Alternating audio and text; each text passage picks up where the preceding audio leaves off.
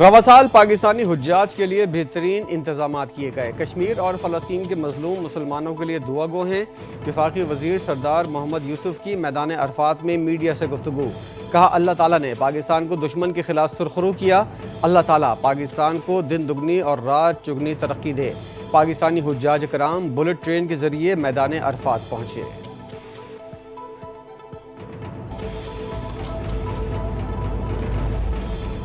Belarus کے اعلیٰ سطح کے دفاعی وفد کی ایئر ہیڈ کوارٹرز اسلام آباد کا دورہ۔ ISPR کے مطابق وفد کی قیادت بیلاروس کے کمانڈر ایئر فورس اور air defence major general Andrei Yulianovich نے کی۔ ایئر ہیڈ کوارٹرز آمد پر چاق و چوبند دستے نے گارڈ آف آنر پیش کیا۔ ملاقات کے دوران فضائی اور عسکری تعاون سے متعلق امور پر تفصیلی تبادلہ خیال کیا۔ دونوں ممالک کے دیرینہ دو طرفہ تعلقات کو مزید مضبوط بنانے کے عزم کا اعادہ کیا گیا۔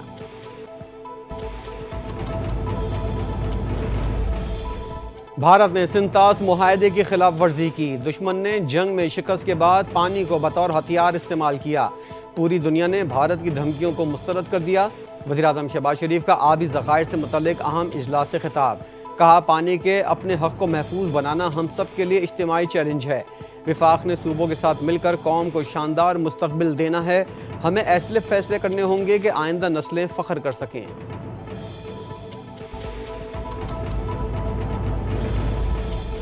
وزیر اعظم نے پاک بھارت جنگ کے دوران نقصانات کے جائزے کے لیے کمیشن تشکیل دے دیا۔ سیکریٹری داخلہ محمد خرم آغا 15 رکنی اعلیٰ سطح کمیشن کے سربراہ مقرر۔ DGFIA رفعت مختار کو کنوینر مقرر کر دیا گیا۔ اعلامیے کے مطابق کمیشن میں additional chief secretary Azad Kashmir, secretary home Punjab سمیت دیگر بھی شامل ہیں۔ کمیشن 30 روز میں رپورٹ وزیر اعظم کو پیش کرے گا۔ کمیشن شہید اور زخمی سویلین سے متعلق ڈیٹا جمع کرے گا۔ اعلیٰ سطح کمیشن فورینزک رپورٹ کی تیاری کی سربراہی بھی کرے گا۔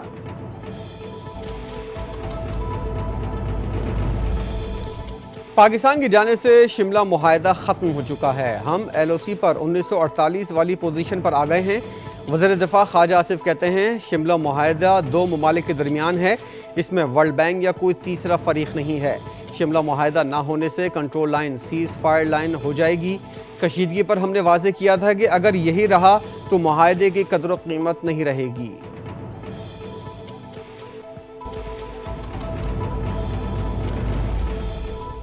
شملہ معاہدے کی منسوخی کی خبروں پر وزارت خارجہ کی وضاحت آ گئی۔ ذرائع کے مطابق شملہ معاہدہ اب تک منسوخ نہیں کیا گیا۔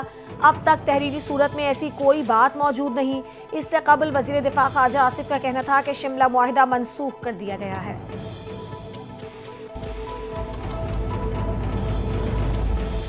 بلوچستان میں ہونے والی دہشت گردی پہلے دن سے را فنڈڈ ہے۔ بھارتی خفیہ ایجنسی را فتنہ الہندوستان کی سرپرستی کر رہی ہے۔ را ہینڈلر فتنہ الہندوستان کو خفیہ معلومات فراہم کر رہے ہیں۔ وزیر اعلیٰ بلوچستان سرفراز بگٹی کی پریس کانفرنس۔ فتنہ الہندوستان نے خضدار میں بچوں کو شہید کیا، ان کے ہر حملے کو ناکام بنائیں گے۔ بلوچ عوام فیصلہ کر چکے ہیں، فتنہ الہندوستان سے ان کا کوئی تعلق نہیں۔ دشمن پاکستان کی ابھرتی ہوئی معیشت کو تباہ کرنے کا خواب دیکھ رہا تھا۔ افواج پاکستان نے بھارتی جارحیت کا منہ توڑ جواب دیا۔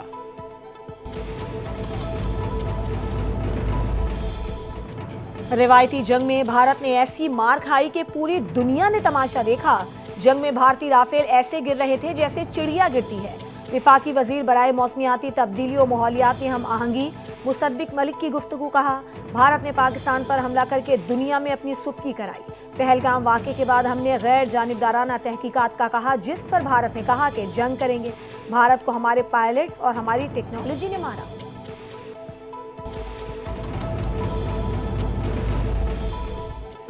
امریکہ نے سلامتی کونسل میں پیش کی گئی غزہ میں مستقل جنگ بندی کی قرارداد ویٹو کر دی۔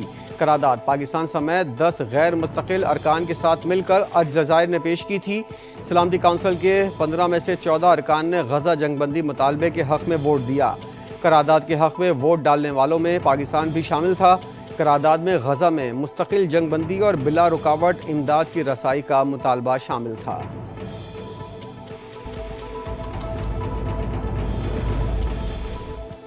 پاکستان کو غزہ جنگ بندی کی قرارداد ویٹو ہونے پر افسوس ہے۔ قرارداد مسترد ہونے سے خطرناک پیغام جائے گا۔ اقوام متحدہ میں پاکستان کے مستقل مندوب عاصم افتخار کی گفتگو کہتے ہیں غزہ جنگ بندی کی قرارداد مسترد ہونا عالمی انسانی قوانین کی خلاف ورزی ہے۔ غزہ کے حالات بد سے بدترین ہو چکے، 54,000 سے زائد فلسطینی شہید ہو چکے ہیں۔ سلامتی کونسل کی جانب سے جنگ بندی قرارداد کی ناکامی تاریخ میں یاد رکھی جائے گی۔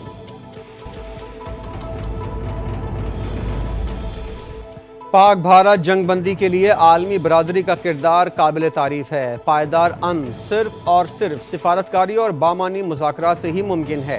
پاکستان نے پہلگام حملے کی غیر جانبدار تحقیقات کی پیشکش کی، مگر بھارت نے اس کو رد کر دیا۔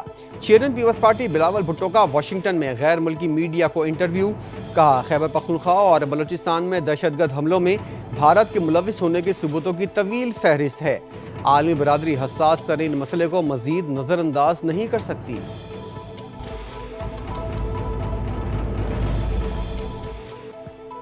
بھارت دہشت گردی کو ہتھیار بنانا چاہتا ہے۔ دنیا پاکستان کو دہشت گردی کے خاتمے کے لیے ذمہ دار ملک کے طور پر دیکھ رہی ہے۔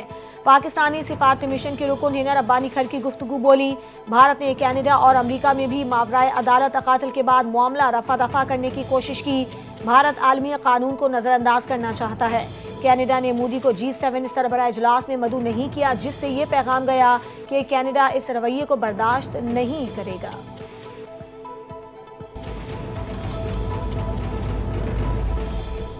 وزیر اعلیٰ سندھ مراد علی شاہ کا چیئرمین پیپلز پارٹی بلاول بھٹو کو خراج تحسین، کہا چیئرمین بلاول بھٹو نے امت مسلمہ کے اتحاد، فلسطین و کشمیر کے مسائل پر پاکستان کا دو ٹوک موقف پیش کیا۔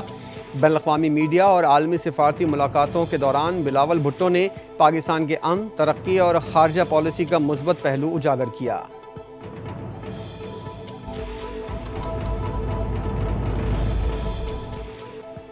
سینئر صوبائی وزیر شرجیل انعام میمن کا چیئرمین پیپلز پارٹی کے حالیہ بین الاقوامی دورے پر ان کی جرأت مندانہ سفارتی کاوشوں کو زبردست خراج تحسین، کہا آج بھارت سمیت پوری دنیا میں صرف ایک ہی نام گونج رہا ہے اور وہ ہے بلاول بھٹو زرداری۔ مسئلہ کشمیر سے لے کر مسئلہ فلسطین تک پاکستان کا موقف دو ٹوک اور بہادری کے ساتھ پیش کیا۔ شرجیل انعام میمن نے کہا کہ بلاول بھٹو نہ صرف پاکستان بلکہ پورے خطے کے لیے امید کی کرن بن چکے ہیں۔ بلاول بھٹو کی قیادت، ویژن اور فہم و فراست دراصل بھٹوازم کا تسلسل ہے۔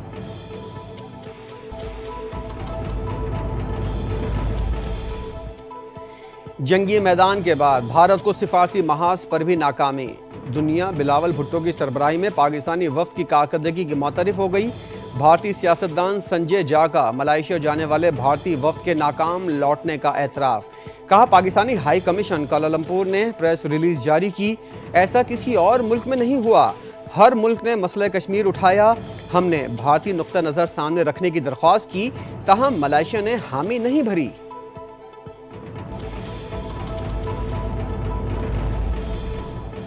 کراچی کے علاقے ڈیفنس میں بااثر شخص کے تشدد کا نشانہ بننے والے نوجوان دھیرج نے جوڈیشل میجسٹریٹ جنوبی کی عدالت میں ملزم کو شناخت کرتے ہوئے اسے معاف کر دیا اور بیان دیا کہ عدالت جو چاہے فیصلہ کرے، تاہم عدالت نے ملزم کی درخواست سے ضمانت مسترد کر دی۔ مقدمے کی سماعت کے دوران پولیس نے ملزمان کو پیش کیا، عدالت کی جانب سے ملزمان کو جوڈیشل ریمانڈ پر جیل بھیج دیا گیا۔ تفتیشی افسر سے آئندہ سماعت پر پیش رفت رپورٹ طلب کر لی گئی۔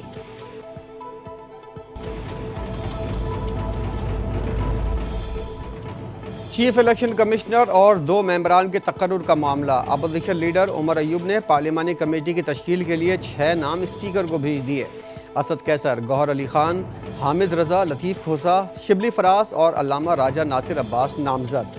اپوزیشن لیڈر عمر ایوب کی جانب سے اسپیکر کو ارسال کردہ خط میں کہا گیا ہے الیکشن کمشنر کی مدت مکمل ہوئے کافی وقت گزر چکا، تقرری کا عمل تیز کیا جائے۔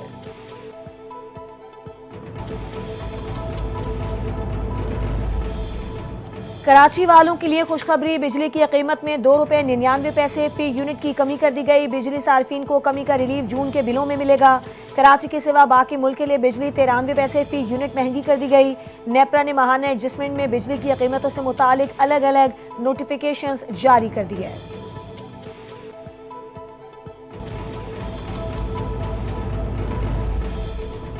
IMF کا پاکستان سے اسپیشل ٹیکنالوجی اور صنعتی زونز کو دی گئی مراعات مرحلہ وار ختم کرنے پر زور۔ IMF حکام کے مطابق پاکستان کو 2035 تک تمام امارات کے خاتمے کا جامع پلان تیار کرنا ہوگا۔ پلان پاکستان کو IMF کے ساتھ جاری معاہدے کے تحت مرتب کرنا ہوگا۔ وزارت خزانہ حکام کا کہنا ہے پہلی بار بجٹ IMF کے ساتھ اسٹاف لیول معاہدے کے تحت ترتیب دیا جا رہا ہے۔ حکومت کو تمام مالیاتی اہداف ہر صورت مکمل کرنا ہوں گے۔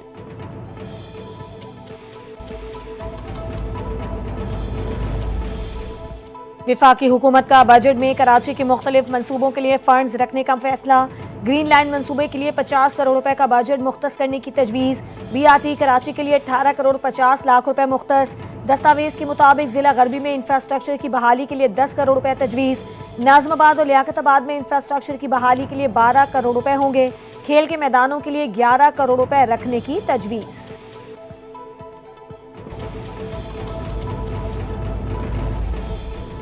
ملک کے مختلف شہروں میں تعلیمی اداروں کے دورے کے دوران اعلیٰ عسکری حکام کی اساتذہ اور طلبہ سے ملاقاتیں۔ نوجوان نسل کو قومی یکجہتی، ترقیاتی منصوبوں اور پاک فوج کے کردار سے آگاہ کیا۔ منگلا، ملتان، لاہور، کراچی، کوئٹہ، گجرانوالہ اور بہاولپور کے کور کمانڈرز کا جامعات کا دورہ۔ ملکی سلامتی، جدید ٹیکنالوجی، سوشل میڈیا کے مثبت اثرات اور تعلیمی ترقی جیسے اہم موضوعات پر گفتگو کی۔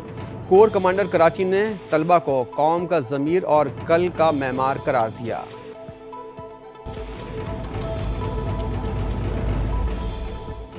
سوئس صدر نے عید الاضحیٰ پر گیس کا شیڈول جاری کر دیا۔ جمعہ 6 جون گیس کی بندش رات 12 بجے ہوگی۔ ہفتہ 7 جون عید کے پہلے روز گیس کی فراہمی صبح 5 بجے بحال ہوگی۔ اتوار 8 جون عید کے دوسرے روز سارا دن گیس کی بلا تعطل فراہمی جاری رہے گی۔ پیر 9 جون تیسرے روز دن بھر سے رات 12 بجے تک گیس کی فراہمی بحال رہے گی۔ ترجمان سوئس صدر کے مطابق منگل 10 جون سے پرانے شیڈول کے مطابق گیس کی فراہمی کے اوقات کار بحال ہو جائیں گے۔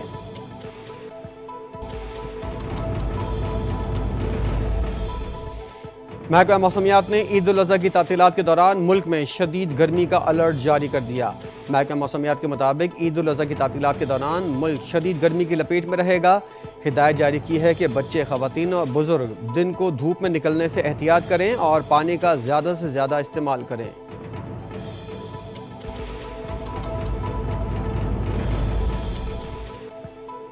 عید قربہ میں بس 2 روز باقی، مقابلہ سخت۔ مویشی منڈی میں آج بڑے سودے ہونے کا امکان۔ مناسب جسامت کا جانور معقول دام میں ملنے کی امید لیے شہریوں کے منڈی میں ڈیرے۔ کہیں بچیا، بچڑا تو کہیں بکرا اور دمبے کی تلاش۔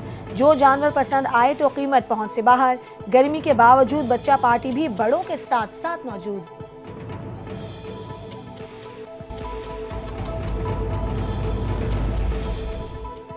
پنجاب حکومت کا عید الاضحیٰ پر قیدیوں کی سزا میں 90 دن کی معافی کا اعلان۔ سیکرٹری داخلہ پنجاب نے خصوصی معافی کا نوٹیفیکیشن جاری کر دیا۔ صوبے کی جیلوں میں قید 450 قیدی خصوصی رعایت سے مستفید ہوں گے۔ 270 قیدیوں کی رہائی ممکن ہوگی۔ دہشت گردی، فرقہ واریت، بغاوت یا ریاست مخالف سرگرمیوں میں ملوث قیدی رعایت سے مستفید نہیں ہو سکیں گے۔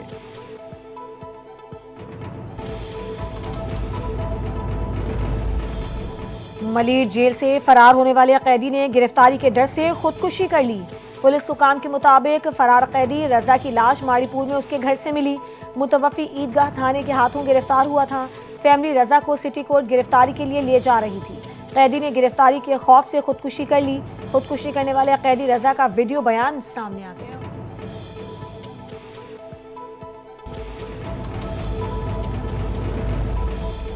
پاکستان میں سونا ایک بار پھر تاریخ کی بلند ترین سطح کے قریب پہنچ گیا۔ فی تولہ 4,300 روپے مہنگا، جس کے بعد فی تولہ سونا 3,58,400 روپے کا ہو گیا۔ اسی طرح 10 گرام سونا 3,00,000 روپے کا ہو گیا۔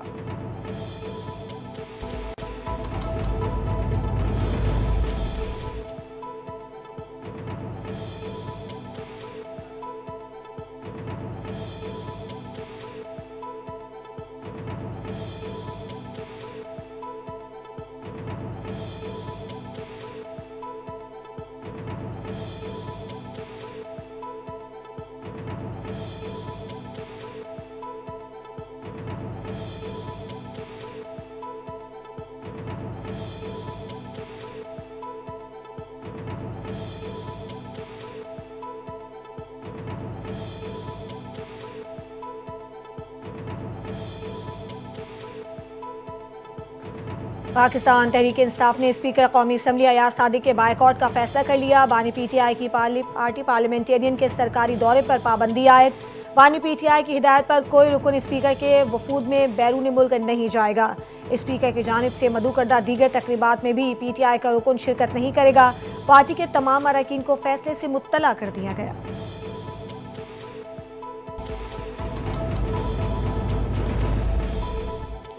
سابق گورنر سندھ اور نواز شریف کے سابق ترجمان زبیر عمر کی پی ٹی آئی میں شمولیت کا امکان۔ زبیر عمر کی پی ٹی آئی میں شمولیت سے متعلق P T I pattern in chief سے مشاورت مکمل کر لی گئی۔ پیٹرن ان چیف نے گرین سگنل دے دیا۔ دوسری جانب پی ٹی آئی کی سینئر قیادت نے بھی ایک تصدیق کر دی۔ ان کا کہنا ہے آئندہ چند روز میں معاملہ سیاسی کمیٹی کے سامنے رکھا جائے گا۔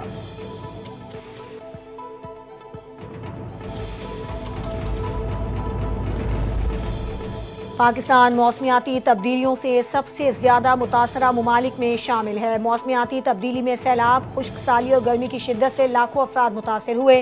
فضا میں کاربن کے عالمی اخراج میں ہمارا حصہ 1% سے بھی کم ہے۔ صدر مملکت آصف علی زرداری کا پیغام، کہا محدود وسائل کے باوجود ماحولیاتی چیلنجز سے نمٹنے کے لیے اقدامات کر رہے ہیں۔ ماحولیاتی تبدیلی سے نمٹنے کی کوششیں، اقتصادی منصوبے اڑان پاکستان سے ہم آہنگ ہیں۔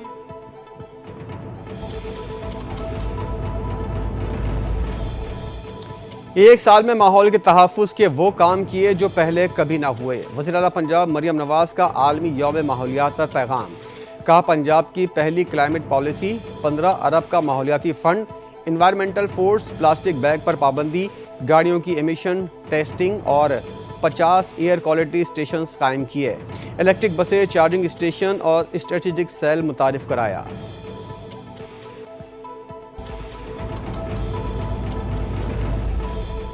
موسمیاتی تبدیلی موجودہ دور کا سب سے بڑا چیلنج، اثرات ہماری روزمرہ زندگی پر واضح طور پر پڑ رہے ہیں۔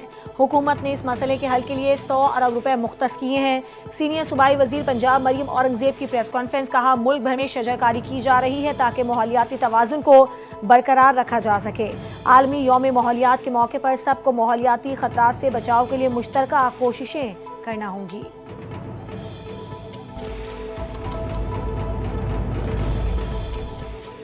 پہلی بار پاکستان کو سیکیورٹی کونسل میں نائب صدر کا عہدہ ملا ہے۔ وزیر اعظم شہباز شریف نے بہترین سفارتکاری کی۔ وزیر اطلاعات پنجاب عظمہ بخاری کی صوبائی وزراء کے ہمراہ پریس کانفرنس، کہا اس بار عید الاضحیٰ پر بھی پنجاب حکومت اپنا ریکارڈ توڑے گی۔ عید الاضحیٰ پر صفائی کا بینچ مارک سیٹ کریں گے۔ ذیشان رفیق نے کہا ستھرا پنجاب وزیر اعلیٰ مریم نواز کا فلیگ شپ پروگرام ہے۔ پنجاب بھر میں آلائشوں کے لیے 1 کروڑ 20 لاکھ بیگز تقسیم کیے جائیں گے۔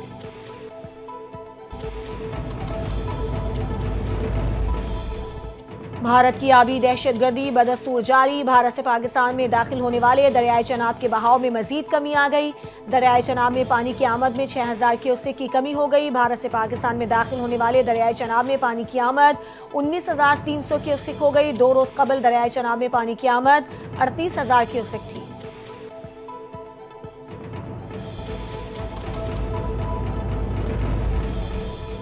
ڈی آئی خان میں دوماندہ پل کے قریب سے نجی کمپنی کے 11 ملازمین اغوا۔ سی ٹی ڈی کے مطابق نجی کمپنی کے ملازمین 3 گاڑیوں میں اسلام آباد سے کوئٹہ جا رہے تھے۔ دوماندہ پل کے قریب سے ملازمین کو اغوا کیا گیا۔ ملزمان کا تعاقب کر کے 6 ملازمین کو بازیاب کروایا گیا۔ دیگر 5 مغویوں سمیت ملزمان کی تلاش جاری۔